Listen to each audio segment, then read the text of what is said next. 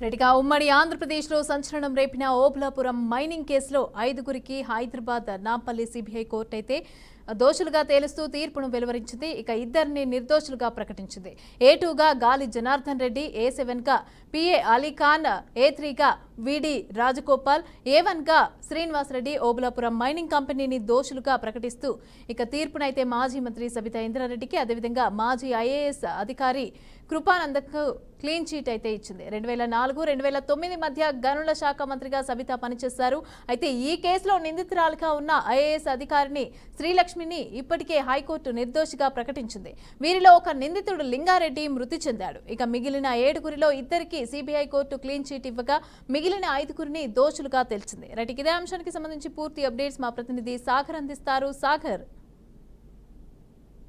2004 నుంచి 2009 వరకు అప్పటి ఆంధ్రప్రదేశ్ లో కాంగ్రెస్ ప్రభుత్వం అధికారంలో ఉంది. ఈ అధికారంలో ఉన్నప్పుడే ఆ ఓబులాపురంలో గాలి జనార్దన్ రెడ్డి అనే వ్యక్తి విచ్చలవిడిగా ఐరన్ ఓర్ కి సంబంధించి ఒక మైనింగ్ చేశారంటూ ఒక పెద్ద ఎత్తునైతే ఈ మొత్తం ఆరోపణలు వచ్చాయి. ఆ క్రమంలోనే ఆంధ్రప్రదేశ్ ప్రభుత్వం ఈ కేసును సిబిఐకి అప్పగించింది. ఈ కేసును సిబిఐకి అప్పగించిన తర్వాత 2011లో సిబిఐ మొత్తం కూడా ఛార్జ్ షీట్ దాఖలు చేసిన పరిస్థితుంది. మొత్తంలో ఈ కేసుకు సంబంధించిన నిందితులందరూ కూడా మొత్తం కూడా 12 మందిని చేర్చారు. ఈ 12 మందిలో ఇప్పటికే ఐఏఎస్ సంబంధించిన శ్రీలక్ష్మి నిర్దోషిగా సిబిఐ కోర్టు క్లీన్ చిట్ ఇచ్చింది. అదే సమయంలో మరో ఇద్దరు సబితా ఇంద్రారెడ్డి కావచ్చు, మరొక వ్యక్తిని కూడా ఈ కేసుకు సంబంధించి మొత్తం అయితే క్లీన్ చిట్ ఇచ్చిన పరిస్థితి ఉంది. సో మొత్తం మిగిలిన నిందితుల్లో సుమారు 5 మంది దోషులుగా తేలుస్తూ A2గా ఉన్న గాలి జనార్దన్ రెడ్డి కూడా ఈ కేసులో నిందితుడిగా చేస్తూ ఈ రోజు అయితే తీర్పు వెల్లడించడం జరిగింది. ఈ కేసులో మరో ఒక వ్యక్తి లింగారెడ్డి అనే వ్యక్తి కూడా చనిపోవడం జరిగింది. సో మొత్తం వేల కోట్ల రూపాయలు అక్రమంగా కుంభకోణం చేశారు. అక్రమ మార్గాలు ఐరన్ గనులకు సంబంధించి ఓబులాపురంలో మొత్తం కూడా లూటీ చేశారని చెప్పి గాలి జనార్దన్ రెడ్డిపై అప్పట్లో కేసు నమోదైంది. అప్పటికే ఆయన ఒక కేంద్ర స్థాయిలో చక్రం నింపే వ్యక్తిగా ఉన్నారు. అనంతరం తన పదవితో తన అనేక ఉపయోగించి జడ్జిలను కూడా కొనబోయే పరిస్థితి వచ్చింది. సుమారు కోట్ల రూపాయలతో జడ్జికి ఆశ చూపించారు అనే మరొక కేసులు కూడా గాలి జనార్దన్ మీద నమోదైంది. మొత్తం మీద దేశ చరిత్రలోనే అతి పెద్ద మైనింగ్ కేసుల్లో ఒక కేసుగా నిలిచిపోయిన ఈ ఐరన్ ఓర్ కు సంబంధించిన మైనింగ్ కేసులో గాలి జనార్దన్ రెడ్డి ఇప్పటికే కొన్ని సంవత్సరాల పాటు జైలు జీవితం గడిపారు. అనంతరం కూడా బెయిల్ పై బయటికి రావడం జరిగింది. ఆయన ఆంధ్రప్రదేశ్ మూలాలున్న కర్ణాటకలో రాజకీయాలు చేస్తున్న మైనింగ్ కింగ్ గా గాలి జనార్దన్ రెడ్డి ఒక వివాదాస్పదమైన పేరు సంపాదించుకున్నారు. ఇప్పటికే ఆయన ఇంటిలో ఉపయోగించే భారీగా నగలతో పాటు ఒక బంగారు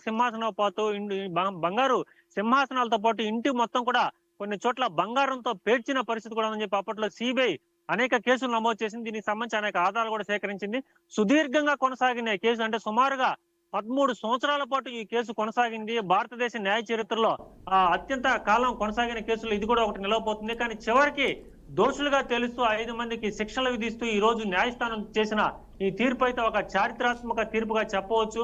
ఈ కేసులో నిందుకున్న లింగారెడ్డి చనిపోయినా మరో ఇద్దరికి క్లీన్ చిట్ గతంలోనే ఇచ్చింది. మరి ఇప్పుడు మరొక ఇద్దరికి క్లీన్ చిట్ ఇచ్చిన మొత్తం 5 మందిని తీసివేయగా మొత్తం 7 మంది ఉన్నారు. 7 మందిలో 5 మందికి శిక్ష ఖరారు చేసిన పరిస్థితి. సో మొత్తం మీద న్యాయ వ్యవస్థకు నమ్మకం కలిగిస్తూ వేల కోట్ల రూపాయల అక్రమాలు జరిగాయని చెప్పి ఐరన్ ఓర్ లో ఒక మొత్తం మీద జరిగిన ఈ వ్యవహారం అంతా కూడా 13 సంవత్సరాల తర్వాత సుమారుగా 14 సంవత్సరాల తర్వాత కొలిక్కి వచ్చింది. తీర్పు కూడా రావడంతో దేశ ప్రజలందరూ కూడా హర్షం వ్యక్తం చేస్తున్న పరిస్థితి ఉంది మొత్తం మీద. Right, thank you Sagar, thanks for the updates. రేపు ప్రధాని మోదీ అధ్యక్షతన కేంద్ర కేబినెట్ సమావేశం జరగనుంది. ఉదయం 11 గంటలకు భద్రతా వ్యవహారాల కేబినెట్ సమావేశంలో జాతీయ భద్రతకు సంబంధించి అత్యున్నత నిర్ణాయక విభాగమైన సిసిఎస్ సమావేశం జరగనుంది. భారత్ పాక్ మధ్య నెలకొన్న ఉద్రిక్తతలు, ఇతర అంశాలపై చర్చించనున్నారు. పహల్గాం దాడి జరిగిన మర్నాడే ఏప్రిల్ 23న జరిగిన సిసిఎస్ భేటీలో పాక్పై పలు కీలక నిర్ణయాలు తీసుకున్నారు. ఈ సమావేశాలన్నింటికీ పహల్గాం దాడే ప్రధాన ఎజెండా అని తెలుస్తోంది. పాక్ బుద్ధి చెప్పేందుకు తీసుకోవాల్సిన సైనిక, రాజకీయ, ఆర్థికపరమైన నిర్ణయాలను సిసిఎస్ భేటీలో ఖరారు చేస్తారు. అనంతరం జరిగే మంత్రివర్గం భేటీలో వాటికి ఆమోదముద్ర వేస్తారు అని కేంద్ర ప్రభుత్వ వర్గాలు తెలిపాయి. ఇక ఇదే అంశంపై మరింత సమాచారాన్ని మా అవుట్పుట్ ఎడిటర్ వెంకట్ అందిస్తారు. వెంకట్, భారత్ పాకిస్తాన్ మధ్య నెలకొన్న ఉద్రిక్త పరిస్థితుల నడుమ రేపు 2 కీలక భేటీలు జరగబోతున్నాయి. ప్రధాని మోదీ అధ్యక్షన సిసిఎస్ అంటే క్యాబినెట్ కమిటీ ఆన్ సెక్యూరిటీ అంటే భద్రతా వ్యవహారాలకు సంబంధించినటువంటి క్యాబినెట్ కమిటీ ఫస్ట్ భేటీ అవుతుంది. అందులో హోంశాఖ మంత్రి అమిత్ షాతో పాటుగా రక్షణ శాఖ మంత్రి రాజ్నాథ్ సింగ్, అదేవిధంగా CDS chief defence staff Anil Chauhan అంటే త్రివిధ దళాలకు అధిపతిగా ఉంటారు అనిల్ చౌహాన్ అనే వ్యక్తి, ఆయనతో పాటుగా జాతీయ భద్రతా సలహాదారు అజిత్ జోవల్, వీళ్ళంతా కూడా కలిసి ఆ మీటింగ్ సిసిఎస్ మీటింగ్లో ఉంటారు. ప్రధానంగా శత్రుదేశం పాకిస్తాన్ పైన ఒకవేళ యుద్ధం అంటూ చేస్తే అంటే పాకిస్తాన్ ఏ విధంగా సైనిక పరంగా ఆర్థికంగా అదేవిధంగా ఆ, రాజకీయంగా ఎటువంటి నిర్ణయాలు తీసుకోవాలనే అంశాలపై చర్చించే అవకాశం కనిపిస్తుంది. వీటి తర్వాత అంటే వన్స్ అది ఫినిష్ అయిన తర్వాత వాళ్ళ క్యాబినెట్ భేటీ జరుగుతుంది. క్యాబినెట్ భేటీ అనేది జనరల్గా మనకి ఇంపార్టెంట్ థింగ్స్ లేదంటే జనరల్గా పాలనాపరమైన నిర్ణయాలు తీసుకునే సమయంలో క్యాబినెట్ భేటీ అవుతారు. బట్ రేపు సిసిఎస్ మీటింగ్ తర్వాత వెంటనే అది ముగిసిన వెంటనే క్యాబినెట్ భేటీ అవుతుంది. అంటే అక్కడ తీసుకునే నిర్ణయాలు ఆ CCS cabinet committee on security అనే మీటింగ్లో తీసుకునే నిర్ణయాలకి కేంద్ర క్యాబినెట్ అంటే కేంద్ర మంత్రి మండలి ఆమోద ముద్ర వేసింది. సో తద్వారా దాన్ని ఇంప్లిమెంట్ చేయడానికి ఒక ఆస్కారం ఉంటుంది కాబట్టి సో ఆ విధంగా రెండు కీలకమైన మీటింగ్లు జరగబోతున్నాయి. మనకు తెలిసింది ఏ స్థాయిలో ఇది రెండు దేశాల మధ్య ఇప్పటికే ఎటువంటి పరిస్థితులు నెలకొన్నాయి, పాకిస్తాన్ ఏ విధంగా కవింపు చర్యలు పాల్పడుతుంది, ఎటువంటి యాక్షన్స్ కానీ ఎటువంటి అంటే రెచ్చగొట్టే వ్యాఖ్యలు చేయటం కానీ లేదంటే రకరకాలుగా ఇంకా ఇన్స్టిగేట్ ఏదో తప్పు పాక్ ప్రేరేపిత ఉగ్రవాదం వల్ల పహల్గాం ఉగ్రదాడి జరిగిందని తెలిసినప్పటికీ అది ప్రపంచ దేశాలు అన్నిటి కూడా ఆల్మోస్ట్ తెలిసినప్పుడు కూడా స్టిల్ ఇన్స్టిగేట్ చేసేలాగా కాల్పులు పాల్పడటం కానీ లేదంటే రెచ్చగొట్టేలాగా మాట్లాడటం కానీ ఇవంతా జరుగుతుంది. సో ఇటువంటి నేపథ్యంలో మనం ఒకవేళ యుద్ధం అంటూ వస్తే ఏం చేస్తే ఎటువంటి నిర్ణయాలు తీసుకోవాల్సింది ఈ త్రివిధ దళాలు అనేవి మనకు చాలా ఇంపార్టెంట్. భారత సైన్యం కావచ్చు, అదేవిధంగా భారత నేవీ, భారత వాయుసేన ఈ మూడు దళాలను కలిపి ఈ మూడు సైనిక పరంగా చాలా ఎసెట్ ఉన్నవి కాబట్టి వీటి ద్వారానే ప్రథమ యుద్ధం అంటూ వస్తే అటాక్ చేయాల్సిన అవసరం ఉంటుంది. కాబట్టి వీటికి సంబంధించినటువంటి సిడిఎస్ అనే ఒక స్టాఫ్ ఉంటుంది, స్టాఫ్ ఆఫ్ చీఫ్ డిఫెన్స్ అని ఆయన అనిల్ చౌహాన్ ఆయన మనకి రెండో అతను. ఇది యాక్చువల్ సిడిఎస్ మొదటి వ్యక్తి ఒక హెలికాప్టర్ ప్రమాదం చనిపోయింది, ఆ తర్వాత అనిల్ చౌహాన్ అనే అతను బాధ్యతలు చేపట్టారు. సో రేపు జరగబోయే సిసిఎస్ మీటింగ్లో ఈయన కూడా పాల్గొంటుంటారు. మోదీ ఏదైతే నిర్ణయాలు చెప్తుంటారు అంటే వీళ్ళ ఒపీనియన్ తెలుసుకొని మనం ఏ విధంగా పాక్ని సైనిక పరంగా ఆర్థిక పరంగా రాజకీయంగా ఏ విధంగా ఎటువంటి నిర్ణయాలు తీసుకోవాల్సిన అవసరం ఉంటుందనే అంశం పైన చర్చించే అవకాశం కనిపిస్తుంది. ఈ సిసిఎస్ మీటింగ్ అనేది నిజానికి ఇది థర్డ్ టైం జరుగుతుంది. ఆ ఏప్రిల్ 22 పహల్గాం ఉగ్రదాడి జరిగిన నెక్స్ట్ డే భేటీ అయ్యి అంతకుముందు ఒకసారి ఒక భేటీ అయింది, అంటే చాలా కాలం గ్యాప్ కిందట. ఆ తర్వాత ఉగ్రదాడి జరిగిన ఏప్రిల్ 22 తర్వాత 23వ తేదీన భేటీ అయ్యి కొన్ని నిర్ణయాలు తీసుకున్నారు. ఆ రోజు సైనికపరమైన నిర్ణయాలు తీసుకున్నారు. మళ్ళీ నెక్స్ట్ రేపు భేటీ కాబోతుంది. రేపు తీసుకున్న నిర్ణయాలను బట్టి నెక్స్ట్ డేనే ఒక గంట అంటే రేపు ఆ మీటింగ్ సిసిఎస్ మీటింగ్ తర్వాత వెంటనే కేంద్ర క్యాబినెట్ మీటింగ్ ఉంటుంది కాబట్టి అక్కడ తీసుకున్న నిర్ణయాలకు సంబంధించి ఇక్కడ క్యాబినెట్ ఆమోద ముద్ర వేయబోతున్నారు. ఓవరాల్గా ఇప్పటికే కొన్ని డెసిషన్స్ కూడా తీసుకోవడం జరిగింది. మాక్ డ్రిల్స్ దేశవ్యాప్తంగా చేయాలి, రేపు జరగబోతున్నాయి. ఆల్మోస్ట్ 259 జిల్లాల్లో ఈ మాక్ డ్రిల్స్ జరగబోతున్నాయి. అంటే ఒకవేళ యుద్ధం అంటూ వస్తే ఎటువంటి ఒక పౌరుల్ని అప్రమత్తం చేయడం కావచ్చు, కదంటే ఎవరెవరిని ఇన్వాల్వ్ చేయొచ్చు, ఎవరెవరిని మనం అంటే ఎక్కువ ఆస్తి ప్రాణ నష్టం జరగకుండా ఎటువంటి చర్యలు తీసుకోవాల్సిన అవసరం ఉంటుంది, ప్రజల్లో పౌరుల్లో ఎటువంటి యాక్టివ్నెస్ తీసుకోవాల్సిన అవసరం ఉంటుందనే అంశంపై కూడా ఇప్పటికే ఒక కేంద్ర హోంశాఖ కార్యదర్శి గోవింద్ మోహన్ ఆధ్వర్యంలో అన్ని రాష్ట్రాల సిఎస్ఎల్ కూడా ఒక ఆదేశాలు జారీ చేయడం జరిగింది. సో ఇటువంటి నేపథ్యంలో రేపు మళ్ళీ ఈ భేటీ జరగబోతుంది, సిసిఎస్ భేటీ జరుగుతుంది. అక్కడ తీసుకున్న నిర్ణయాలు కూడా చాలా ప్రత్యేకతను సంతరించుకున్నాయి. Keerthi. Okay, right, thank you Venkat. తిరుమలలో రేపు టీటీడీ పాలక మండలం సమావేశం జరగనుంది. ఉదయం 11 గంటలకు అన్నమయ్య భవనంలో సమావేశం ప్రారంభం కానుంది. చైర్మన్ బిఆర్ నాయుడు అధ్యక్షతన బోర్డు సభ్యులు హాజరు కానున్నారు. గత కొద్ది రోజుల నుండి టీటీడీలో తీసుకుంటున్న ప్రక్షాళన అంశాలపై కీలక నిర్ణయం తీసుకోనున్నారు. అన్యమతస్థుల ఉద్యోగులను బయటకు పంపడం పైన కూడా చర్చ కొనసాగుతుంది. టీటీడీపై అసత్య ప్రసారం, వివాదాస్పదంగా మాట్లాడుతున్న వారిపై చర్యలు తీసుకునేలా బోర్డు తీర్మానం చేయనుంది. ఇక దీనిపై మరింత సమాచారం మా ప్రతినిధి గోపి అందిస్తారు. గోపి. దేవిక, మొత్తం మీద అంటే చాలా రోజుల తర్వాత రేపు ఉదయం 10:30 తిరుమల టీటీడీకి సంబంధించి అన్నమయ్య భవనంలో పాలక మండలి సమావేశం జరగబోతోంది. దాదాపుగా 1.5 నెలల తర్వాత ఎన్నో సుదీర్ఘమైన అంశాలు ఉన్నప్పటికీ కూడా వేసవి సెలవులు కొనసాగుతున్న నేపథ్యంలో పెద్ద ఎత్తున భక్తులు రావడం జరిగింది. అందువల్ల కొన్ని కారణాలతో వాయిదా వేసినటువంటి పాలక మండలి రేపు అత్యవసరంగా నిర్వహించడానికి నిర్ణయం తీసుకోవడం జరిగింది. ఇందులో ప్రధాన అంశాలు చాలా కీలకంగా ఉండబోతున్నాయి. ఈ మధ్య కాలంలో దాదాపుగా 10 రోజుల పాటు కూడా అంటే దేశవ్యాప్తంగా కావచ్చు, లేదంటే ప్రపంచ వ్యాప్తంగా ఎంతో విశ్వసించేటటువంటి గోచాల్లో జరిగాయి అంటే గోవులు చనిపోయాయంటూ కూడా రకరకాలుగా కామెంట్స్ చేసిన నేపథ్యంలో కొంతమంది వైసీపీకి సంబంధించిన నేతలు, అదేవిధంగానే మాజీ టీటీడీ చైర్మన్ భూమన కరుణాకర్ రెడ్డి ఇట్లా వీళ్ళందరూ కూడా పెద్ద ఎత్తున ఆరోపణలు చేసిన నేపథ్యంలో దీనిపైన ఇప్పటికే కూడా విచారణ జరుగుతోంది. అయితే దీనివల్ల రాష్ట్ర ప్రభుత్వానికి టీటీడీకి ఎన్నో రకాల అవమానాలు అంటే ప్రతిష్ట దెబ్బతీసే విధంగా కూడా జరిగిందంటూ కూడా పెద్ద ఎత్తున ప్రభుత్వం కూడా దీనిపైన సీరియస్ గా తీసుకోవడం జరిగింది. అయితే ఈ వివాదం అంటే సమసిపోయిన తర్వాత భవిష్యత్తులో ఎవరు కూడా అంటే అదే సందర్భంలోనే టీటీడీ చైర్మన్ చాలా ఘాటుగా మాట్లాడడం జరిగింది. టీటీ అంటే ఏ విషయం అంటే హైలైట్ అవుతుంది అని అనుకుంటే నిజానిజాలు తెలుసుకోకుండా టీటీడీ పైన ఈ రకంగా బురద జల్లే చేస్తున్నటువంటి వ్యక్తుల పైన కఠిన చర్యలు తీసుకుంటాం, అవసరం వస్తే దీన్ని బోర్డులో కూడా చర్చిస్తాం అంటూ కూడా నిర్ణయం తీసుకోవడం జరిగింది. అందులో భాగంగానే రేపు ఆ అంశం పైన కూడా నిర్ణయం తీసుకోబోతున్నారు. ఇకపైన ఎవరైనా సరే అంటే టీటీడీ పైన కావచ్చు, లేదంటే సోషల్ మీడియాలో కావచ్చు, ఇట్లా రకరకాలుగా నిజానిజాలు తెలుసుకోకుండా, వాస్తవాలు తెలుసుకోకుండా ఏ రకమైనటువంటి అంశంలో కూడా అసత్య ప్రచారాలు చేస్తే వాళ్ళని చట్ట ప్రకారంగా అటు కఠిన చర్యలు తీసుకునే విధంగా కూడా నిర్ణయం తీసుకోబోతున్నారు. ఇదే కాకుండా దాదాపుగా టీటీడీలో ఇప్పటి వరకు కూడా 6,000 మంది పర్మనెంట్ ఉద్యోగులు ఉన్నారు. 25,000 మంది వరకు కూడా అంటే కాంట్రాక్ట్ బేసిస్ లో ఉద్యోగులు ఉన్నారు. అయితే ఇందులో చాలా మంది అన్యమతస్థులు ఉద్యోగులు ఉన్నారు. కూటమి ప్రభుత్వం అధికారంలోకి వచ్చిన తర్వాత అంటే ముఖ్యమంత్రి కావచ్చు లేదా డిప్యూటీ సీఎం పవన్ కళ్యాణ్ ఆదేశాల ప్రకారం అన్యమతస్థ ఉద్యోగులందరినీ కూడా ఇతర ప్రాంతాల్లో ఇతర శాఖల్లో అవసరం వస్తే ప్రభుత్వ శాఖల్లో కూడా బదిలీ చేయాలంటూ కూడా టీటీడీలో బోర్డులో నిర్ణయం తీసుకోవాలంటూ కూడా ఆదేశాలు ఇవ్వడం జరిగింది. అందువల్లనే రెండో పాలక మండలి సమావేశంలోనే ఆ రకంగా నిర్ణయం తీసుకున్నారు. దానికి సంబంధించి దాదాపుగా అంటే ఇప్పటి వరకు కూడా 230 మందిని కొంతమందిని ఇప్పటికే ఐడెంటిఫికేషన్ చేయడం జరిగింది. విజిలెన్స్ రిపోర్ట్ కూడా సిద్ధం చేయడం జరిగింది. రేపు ఉదయం అంటే పాలక మండలి సమావేశంలో కూడా చర్చించిన తర్వాత దానిపైన కూడా తుది నిర్ణయం తీసుకోబోతున్నారు. ఇప్పటికే కూడా కొంతమందిని బదిలీ కూడా చేయడం జరిగింది.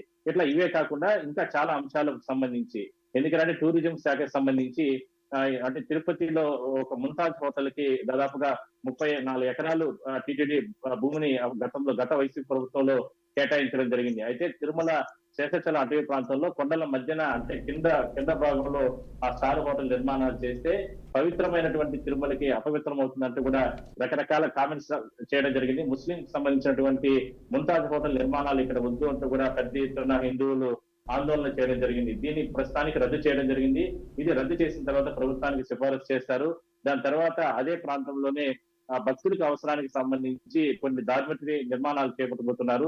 దానికి సంబంధించి కూడా టెండర్లు ఏ విధంగా పిలవాలి, దాని తర్వాత నిర్మాణాలు ఏ విధంగా చేయించాలి, ఎంత అంటే ఏ సమయంలో దాన్ని పూర్తి చేయాలి, ఇట్లా దాదాపుగా రోజు 20,000 మంది వరకు కూడా వసతి సౌకర్యం కల్పించే విధంగా కూడా నిర్మాణాలు చేయబోతున్నారు. అయితే ఇట్లా ఎన్నో అంశాలపైన రేపు కొన్ని కీలక నిర్ణయాలు తీసుకోబోతున్నారు. మరోవైపు ఇంకా కూడా నెల రోజుల పాటు కూడా వేసవి సెలవులు కొనసాగుతాయి కాబట్టి వచ్చేటటువంటి భక్తులకు సంబంధించిన అవసరాలు సౌకర్యాలపైన ప్రత్యేక దృష్టి. ఆల్రెడీ ఇప్పుడు గత వారం రోజుల నుంచి కూడా తిరుమల స్వామివారి ఆలయంలో ఈ విఐపి బ్రేక్ దర్శనాలకు సంబంధించి కొన్ని అంటే ఉదయం తెల్లవారుజామున టైం స్లాట్ మార్చడం జరిగింది. దాన్ని కొనసాగించాలా లేదంటే గతంలో ఉన్నటువంటి టైమింగ్ ని కొనసాగించాలా, ఈ సిఫారసు లేఖలు ఏ విధంగా తగ్గించాలి, ఇట్లా రకరకాల చర్చ అయితే రేపు జరిగే అవకాశం అయితే ఉంది. దేవిక. Thank you Gopi. భారత్ పాకిస్తాన్ల మధ్య యుద్ధ మేఘాలు కమ్ముకుంటున్న తరుణంలో రేపు దేశవ్యాప్తంగా మాక్ డ్రిల్స్ నిర్వహించాలని కేంద్ర హోంశాఖ అన్ని రాష్ట్రాలను ఆదేశించింది. ఏ రాష్ట్రాల్లో ఏ జిల్లాల్లో మాక్ డ్రిల్స్ చేపడతారో లిస్టు కూడా కేంద్రం రెడీ చేసింది. అయితే ఈ క్రమంలోనే భారతీయ జనతా పార్టీ ప్రజలను ఉద్దేశించి ఎక్స్ వేదికగా ఒక పోస్ట్ అయితే చేసింది. మాక్ డ్రిల్లో ప్రజలు, విద్యార్థులు, బీజేపీ నేతలు, కార్యకర్తలు స్వచ్ఛందంగా పాల్గొనాలని పిలుపునిచ్చింది. ఇక దేశవ్యాప్తంగా యుద్ధ సన్నద్ధతపైన చేపడుతున్న మాక్ డ్రిల్లో అందరూ పాల్గొనాలని కోరింది. ఇదే అంశానికి సంబంధించి పూర్తి అప్డేట్స్ మా ప్రతినిధి భాస్కర్ అందిస్తారు. భాస్కర్.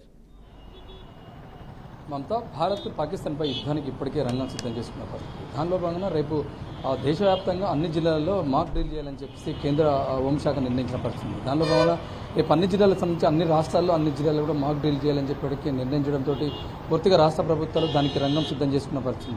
ఏదో మాక్ డ్రిల్కి సంబంధించి ఇప్పటికే హోంశాఖ కేంద్ర ఆదేశాల ప్రకారమే రేపు మాక్ డ్రిల్ నిర్వహించాలని చెప్పడంతో ఇప్పటికే మాక్ డ్రిల్స్ ఎక్కడగా ఏ జిల్లాలో చేపడతారో దానికి ఒక లిస్టు కూడా రెడీ చేసిన పరిస్థితి. దానిలో భాగంగా పూర్తి స్థాయిలో రేపు రాష్ట్ర ప్రభుత్వాలు అదేవిధంగా కేంద్ర ప్రభుత్వం దీనిపైన పూర్తిగా ఫోకస్ చేసిన పరిస్థితి. ఇంత పెద్ద మొత్తంలో దేశవ్యాప్తంగా పాకిస్తాన్పై యుద్ధం చేయడం కోసం ఇప్పుడు దేశం భారత్ మొత్తం అంతా రంగం సిద్ధం చేసుకున్న బాధ్యత. దాంతో రేపు మాక్ డ్రిల్ తోటి యుద్ధాన్ని స్టార్ట్ చేస్తూ పోతున్నట్టు ఒక ఇండికేషన్ అది. దానిలో భాగంగా పూర్తిగా ఇప్పుడు అన్ని జిల్లాల్లో మాక్ డ్రిల్ చేయాలని చెప్పేసి డిసైడ్ చేసింది. దానిలో భాగంగా పూర్తిగా రేపు అన్ని జిల్లాల్లో కూడా మాక్ డ్రిల్ చేయడం కోసం ఇప్పటికే ఒక లిస్టు తయారు చేసింది. దానిలో భాగంగా చూస్తున్నాం ఎక్స్ వేదిక ఏదైతుందో భారతీయ జనతా పార్టీ ఉద్దేశించి ఎక్స్ వేదికకు ఒక పోస్ట్ చేసింది. ఆ పోస్టులో భాగంగా కార్యకర్తలు, విద్యార్థులు, ఉపాధ్యాయులు అందరూ కూడా స్వచ్ఛందంగా ఈ మాక్ డ్రిల్లో పాల్గొనాలి, దేశానికి ఉన్నటువంటి పరిస్థితిని మొత్తం కూడా వివరించే దిశగా ప్రయత్నం చేయాలని చెప్తున్న పరిస్థితి. ఎందుకంటే పాకిస్తాన్ చూసిన ఉగ్రవాదులు, ఉగ్రమూకలకు సంబంధించి రాష్ట్ర వ్యాప్తంగా కాదు దేశవ్యాప్తంగా కూడా భారత్ మొత్తం కూడా ఇలా పాకిస్తాన్పై భారతావని యుద్ధం చేసే విధంగా ఇలా ఫోకస్ చేసిన పరిస్థితి. ఎందుకంటే ఉగ్రదాడి, ఉగ్రమూకలకు సంబంధించి అనేక మంది లక్షలాది మంది ఆ ఫోటోను పెట్టుకున్నటువంటి పాకిస్తాన్ వాళ్ళు తప్పకుండా వాళ్ళకు శిక్ష పడాలని చెప్పి నిబంధనలు ఇప్పటికే భారత ప్రభుత్వం ఇప్పటికే దానికి అంతా రంగం సిద్ధం చేసిన పరిస్థితి. దానిలో భాగంగా రేపు అంతే దేశవ్యాప్తంగా మాక్ డ్రిల్ చేయడం కోసం ఇప్పటికే మొత్తం ప్లాన్ రెడీ చేసిన పరిస్థితి. దానిలో భాగంగా మాక్ డ్రిల్ చేయడం కోసం ఏ జిల్లాలో చేస్తారు, ఎక్కడ చేస్తారని చెప్పి పూర్తిగా దానిపైన ఫోకస్ చేసింది. ఇప్పటికే ఆ జిల్లాల లిస్ట్ కూడా కేంద్ర ప్రభుత్వానికి పంపడం జరిగింది. రేపు స్పష్టంగా అందరూ కూడా స్వచ్ఛందంగా రాష్ట్రాలు ఏ జిల్లాలో అయితే మాక్ డ్రిల్ చేస్తున్నారో ఆ ప్రజలు స్వచ్ఛందంగా విద్యార్థులు ఉపాధ్యాయులు బీజేపీ నేతలు స్వచ్ఛందంగా దీంట్లో పాల్గొనాలి, మాక్ డ్రిల్ చేయాలని చెప్పి ఇప్పటికే కేంద్ర హోంశాఖ ఆదేశాలు జారీ చేసింది. దానిలో భాగంగా రేపు జరగబోయే మాక్ డ్రిల్లో స్పష్టంగా చేయాలనే అవకాశం ఉంది. దానిపైన ఫోకస్ చేసిన పరిస్థితి ఉంది Mamata. Right, thank you Bhaskar, thanks for the updates. హైదరాబాద్లోని గచ్చిబౌలిలో హైడ్రా భారీగా కూల్చివేతలు చేపట్టింది. సంధ్య కన్వెన్షన్ సెంటర్, మినీ హాల్ను, చుట్టుపక్కల నిర్మించిన కొన్ని ఫుడ్ కోర్టుల్ని సైతం డిమాలిష్ చేస్తోంది. లేఅవుట్లలో తమ ప్లాట్లు కనిపించకుండా రోడ్డును ఆక్రమించి నిర్మాణాలు చేపట్టారని కొందరు హైడ్రాకు ఫిర్యాదులు చేశారు. వాటిని పరిశీలించిన హైడ్రా కూల్చివేత చర్యలు చేపట్టింది. సంధ్య కన్వెన్షన్ ప్రాంతంలోని fertilizers corporation of India, employees cooperative housing society లేఅవుట్లలో ఉన్న కట్టడాలను హైడ్రా కూల్చివేసింది. లేఅవుట్ కనిపించకుండా రోడ్లు, పార్కులను కలుపుతూ నిర్మించిన అక్రమాలపై కూడా హైడ్రా కొరడా జలిపించింది. హైడ్రా కూల్చివేతల నేపథ్యంలో అక్కడ ఎలాంటి ఉద్రిక్త పరిస్థితులు తలెత్తకుండా ఉండేందుకు హైడ్రా ఫోర్స్, పోలీసులు భారీగా మోహరించారు. ఇక ఇదే అంశంపై పూర్తి సమాచారాన్ని మా ప్రతినిధి ధనుంజయ్ అందిస్తారు. ధనుంజయ్,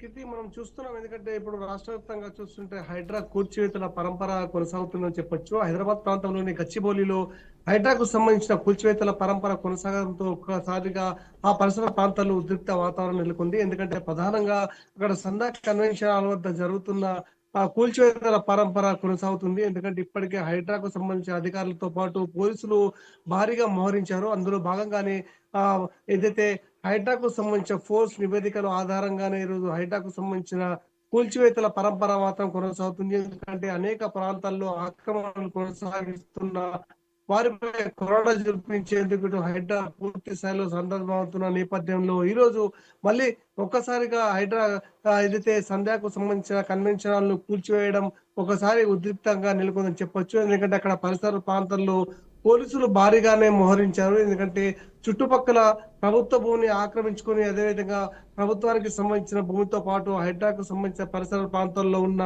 ఏదైతే బఫర్ జోన్ లో ఉన్న భూములను ఆక్రమించుకొని ఇక్కడ కన్వెన్షన్ కు సంబంధించిన ప్రహరీ గోడ నిర్మించారు. ప్రహరీ గోడతో పాటు అక్కడ బౌండరీ లెవెల్స్ అంతగా నిర్మించారు. దాంట్లో భాగంగానే హైడ్రా పూర్తి సన్నద్ధమవుతున్న నేపథ్యంలో అక్కడ సంధ్య కన్వెన్షన్ సెంటర్ మాత్రం మినీ హాల్ తో పాటు పరిసర ప్రాంతాలను కూల్చివేసే దిశగానే అక్కడ పరంపర కొనసాగుతుంది. ఇప్పటికే పోలీసు బలగాలతో పాటు అక్కడ పరిసర ప్రాంతాల్లో ఎలాంటి అవాంఛనీయ సంఘటన జరగకుండా ముందస్తుగానే అన్ని ఏర్పాటు చేసి ఈరోజు హైడ్రాకు సంబంధించిన కూల్చివేతల పరంపర కొనసాగుతుంది. ఎందుకంటే ముందుగానే నోటీసులు ఇచ్చినప్పటికీ కూడా ఆ నోటీసులకు సంబంధించిన సరైన వివరణ రాక ఈరోజు హైడ్రా రంగంలోకి దిగింది. ఎందుకంటే బఫర్ జోన్ లో ఎవరు నిర్మించినా ఎంతటి వారైనా వారిని ఉపేక్షించే పరిస్థితి లేకుండా ఈరోజు కన్వెన్షన్ సంబంధించిన సంధ్య కన్వెన్షన్ కు సంబంధించిన హాల్ను కూల్చివేస్తున్న సందర్భాన్ని మనం చూస్తున్నాం.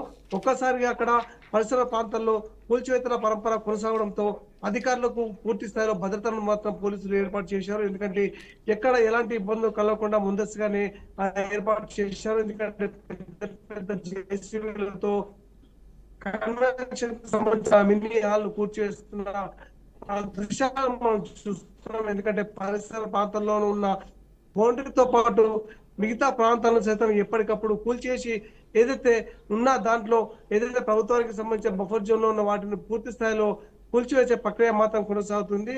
ఈ విధంగా సంధ్య కన్వెన్షన్ సెంటర్ మాత్రం ఒక్కసారిగా ఉద్రిక్త అక్కడ పరిస్థితులు నెలకొంటున్న నేపథ్యంలో అదుపులో తీసుకునేందుకు పోలీసులను భారీగానే మోహరించిన పరిస్థితి చూస్తున్నాం మనం. కీర్తి,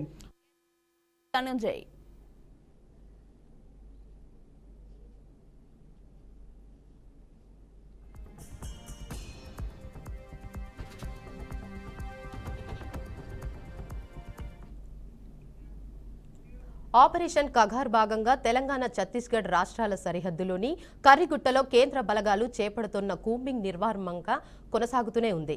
మావోయిస్టులు అమర్చిన మందు పాత్రలు, ఐఈడీ బాంబులను ఐడెంటిఫై చేస్తూ భద్రతా దళాలు ముందుకు సాగుతున్నాయి. ఈ క్రమంలోనే జరిగిన ఎదురుకాల్పుల్లో మహిళా మావోయిస్టు మృతి చెందింది. స్పాట్లో 303 రైఫైల్ స్వాధీనం చేసుకున్నట్లుగా అధికారులు పేర్కొన్నారు. దొబేట్ కొండలు, నీలం సారాయి కొండల్లో ఫార్వర్డ్ బేస్ క్యాంపులను ఏర్పాటు చేసుకున్నారు. ఆలుబాక శివారులో మరో బేస్ క్యాంపును కూడా ఏర్పాటు ప్రక్రియ పూర్తి చేశారు. మావోయిస్టుల జాడను తెలుసుకునేందుకు డ్రోన్ల కోసం ప్రత్యేక సిగ్నలింగ్ టవర్లను నిర్మించారు.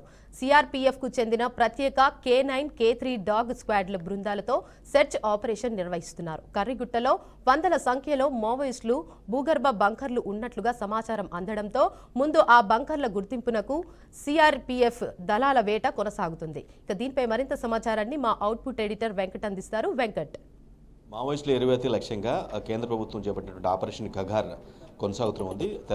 తెలంగాణ ఛత్తీస్గఢ్ సరిహద్దుల్లో ఉన్నటువంటి కర్రిగుట్టలో కంటిన్యూస్గా 15వ రోజు కూడా కూమింగ్ కొనసాగుతుంది. భద్రతా బలగాలు పెద్ద ఎత్తున మోహరించి అణువణువులు గాలిస్తున్న పరిస్థితి కనిపిస్తుంది.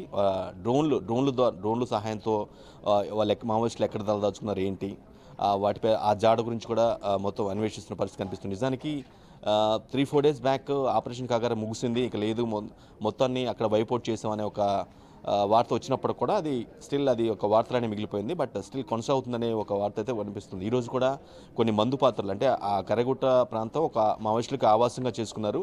ఎటువంటి యాక్టివిటీకైనా అక్కడి నుంచి కొంత అంటే రిటార్ట్ చేయడానికి కానీ లేదంటేనేమో అక్కడి నుంచి యాక్టివిటీస్ చేయడానికి చాలా ప్రాంతాల్లో అంటే బంకర్లు ఏర్పాటు చేసుకోవటం, కొంత యుద్ధ సామాగ్రిని వెపన్స్ కావచ్చు, బాంబులు కావచ్చు, ఐఈడి ఎక్స్ప్లోజివ్స్ కావచ్చు, ఇవన్నీ కూడా బంకర్లో తలదాచుకున్నారనేది ఒక సమాచారం. కాబట్టి దాన్ని బేస్ చేసుకొని తెలంగాణ అదేవిధంగా ఛత్తీస్గఢ్తో పాటుగా అంటే ఆర్మీ ఆ రెండు రాష్ట్రాల భద్రతా బలగాలతో పాటుగా సివిల్ పోలీసులు విధంగా పెద్ద మొత్తంలో ఆల్మోస్ట్ 20,000 మంది దాకా అక్కడ కర్రిగుట్టలో మోహరించి అన్వేషించడం జరుగుతుంది. 15వ రోజు ఇది కూంబింగ్ కంటిన్యూగా కొనసాగుతూ ఉంది. అక్కడ ఒక ఇద్దరు ముగ్గురు మావోయిస్టు అగ్రనేతలతో పాటుగా మొత్తం 1000 మంది మావోయిస్టులు అక్కడ బంకర్లో తలదాచుకున్నారు. అంటే ఆ ప్రాంతం మొత్తం కూడా కర్రిగుట్టలో ఆ కొండపై ఉన్నటువంటి ఆ ప్రాంతం మొత్తంలో కూడా అక్కడక్కడ బంకర్స్ కావచ్చు, లేదంటే అండర్ గ్రౌండ్ కావచ్చు, ఈ విధంగా రకరకాలుగా తలదాచుకున్నారు అనేది ఒక సమాచారం. సో ఈ నేపథ్యంలో ఆ మావోయిస్టులు చేస్తున్నటువంటి యాక్టివిటీస్ని వాళ్ళు పట్టుకోవటమే లక్ష్యంగా, వారి ఎరువేత లక్ష్యంగా స్టిల్ కొనసాగుతుంది. ఈరోజు జరిగినటువంటి కాల్పులో కూడా ఒక మహిళా మావోయిస్ట్ చనిపోయినట్టుగా తెలుస్తుంది. ఇప్పటివరకు ఆపరేషన్ కాగాలో దాదాపు 38 నుంచి 44 మంది చనిపోయారు అనేది ఒక వార్త. బట్ అఫీషియల్ ప్రకటన ఇప్పటికి కూడా ఇవ్వలేదు. బట్ దాని వన్స్ ఆపరేషన్ కాగారం ముగిసిన తర్వాత మేబీ దాన్ని అఫీషియల్ స్టేట్మెంట్ ఇచ్చే అవకాశం అయితే కనిపిస్తుంది. బట్ ఓవరాల్గా అక్కడ కర్రిగుట్టలో మాత్రం స్టిల్ ఇంటెన్సిఫైడ్గా వేట మావోయిస్టుల కోసం భద్రతా బలగాలు వేట కొనసాగిస్తున్నాయి. కనిపిస్తే మాత్రం కాల్చేసేంత పరిస్థితి అయితే కనిపిస్తుంది. వాళ్ళ సంఖ్యాపరంగా మేబీ 1000 మందే ఉండొచ్చు. ఇక్కడ మాత్రం చాలా పెద్ద అంటే వాళ్ళకి అక్కడి నుంచి ఆ క్యాంప్ నుంచి ఏదైతే ఆపరేషన్ కగార్కి ఒక బేస్గా ఉంది కర్రిగుట్ట అనే ప్రాంతం, అక్కడి నుంచి తప్పించుకునే పరిస్థితి ఏమాత్రం లేకుండా 20,000 మంది పోలీసులు అంటే భద్రతా బలగాలు కావచ్చు, సివిల్ పోలీసులు కావచ్చు, వీళ్ళంతా కలిపిన ఆల్మోస్ట్ రఫ్గా మోరార్లెస్ అప్రాక్సిమేట్గా 20,000 దాకా ఉంటారనేది ఒక సమాచారం. ఇంతమంది పెద్ద ఎత్తున జల్లెడ పడుతున్నారు. అంటే వాళ్ళు అక్కడి నుంచి ఎట్టి పరిస్థితుల్లో ఎస్కేప్ అవ్వకూడదు, తప్పించుకోకూడదు అనేది ఒక బలమైన కాన్సెప్ట్తో బరిలో దిగినట్టుగా అర్థమవుతుంది. స్టిల్ ఇంటెన్సిఫైడ్గా కూంబింగ్ అయితే కొనసాగుతుంది. Devika, right, thank you Venkat.